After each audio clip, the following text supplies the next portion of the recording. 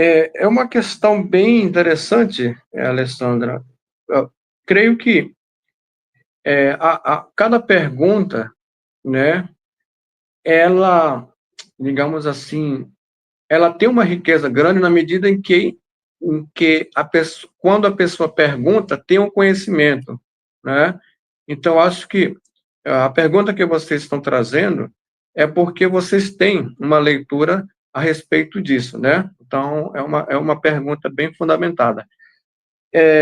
Creio que essa questão do mito, história, não é nosso problema, não é problema indígena, né? É um desafio para a academia, né? É um termo que vem do contexto colonialista, enfim, não é nosso problema, porque para nós, eu preferiria numa tradução livre para história do que mito, né? Porque o que acontece? Para nós, a minha leitura é do ponto de vista enquanto tucano nesse sentido, né? Pode ser que outras etnias tenham outra leitura, claro que isso também é fundamental, porque assim entendemos que pensamos diferente na medida em que somos de etnias diferentes, né? Então, por que que para nós, eu falei para você em certo momento que há uma relação muito forte, né, a construção das intelectualidades indígenas, ela envolve a relação dos seres humanos e seres da natureza, né? São dois aspectos fundamentais nesta construção da intelectualidade indígena, né? Por que que para nós os ditos mitos não são mitos? Porque alguém vivenciou isso, porque alguém viu isso, né? Como que se vê isso?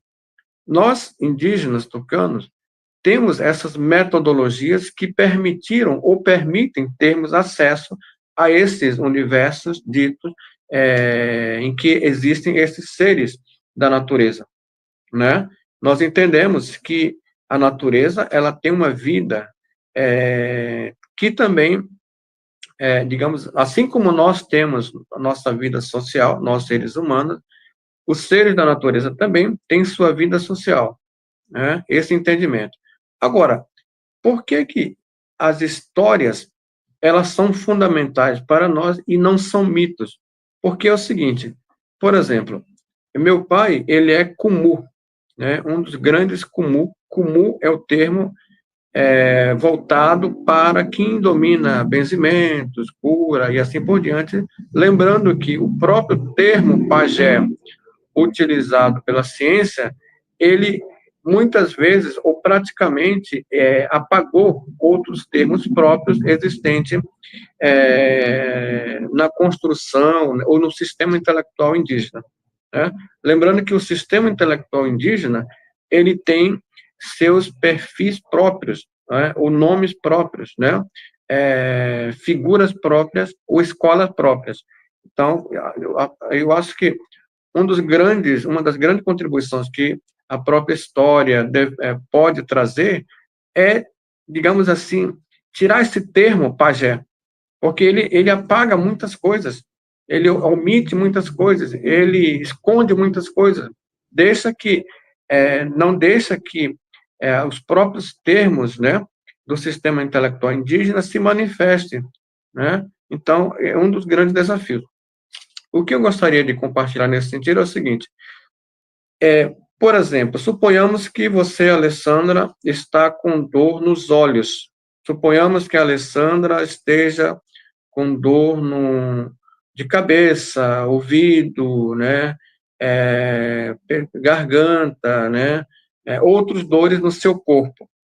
Então, por exemplo, quando se trata de medicina indígena, né, medicina xamânica indígena, toda a compreensão inicial envolve a compreensão do corpo da pessoa, do paciente, né? Além dessa compreensão do corpo, é necessário a compreensão das histórias do passado, vivenciado por demiurgos, né? Então, por isso que quando um comum como meu pai, por exemplo, né, recebe uma paciente, vamos pensar assim, a Alessandra, ele faz pergunta pelo nome, Daí ele começa a perguntar o que aconteceu, é o diagnóstico, né? Faz um diagnóstico inicial para saber onde você esteve, em que lugar, né? O que você fez naquele lugar, porque ele precisa entender como isso aconteceu. Então, uma dor, né? Algum problema no corpo, do ponto de vista da medicina indígena tucano, ele se fundamenta do conhecimento da história, né? É, então, para a formulação do Barcessé, que é traduzido como benzimento, ele começa contando história, né? A partir do conto da história, ele então começa a revelar o problema daquele tipo de doença, né? A partir do momento que ele revela ou conhece o que tipo de doença, ele começa a descrever como resolver esse problema. Então, por isso que as histórias, né, elas são raiz, digamos assim, do sistema de cura, do sistema de xamanismo tucano, né? Digamos assim, história, na verdade, são teorias da prática intelectual indígena, né? Então, por isso que não são para nós, não são mitos, algo que nunca existiu, que não é, algo que é mentira, não é isso, né? Então, para nós, digamos assim, são fundamentos da teoria do xamanismo tucano, até mesmo da vida social também. Por exemplo, por que as pessoas se separam? Por que a mulher tem raiva do homem? Ou há esse desentendimento? Por que existem conflitos sociais, né? Por que as mulheres pensam em separar do homem, né? Por que os homens, assim, a questão do sofrimento, por exemplo. Então, tudo tem uma base fundamental na história, né? Então, são vários tipos de história, não existe um único tipo de história. Então, por isso que eu preferiria pelo termo história do que mito, né? Porque mito dá a entender, mito é uma questão do não indígena, né? Mas para nós são histórias que permitem nós teorizarmos nosso conhecimento, cura, xamanismo, dança, né? Organização social e assim por diante, né? A minha preferência nesse sentido é pelo termo história, na medida em que um pai, por exemplo, que vai transmitir Barcessé, o benzimento, ele começa contando a história, da história ele começa a formular o benzimento, e da formulação do benzimento você começa também a curar vários tipos de doenças e assim por diante. Essa é a relação que nós temos com a história.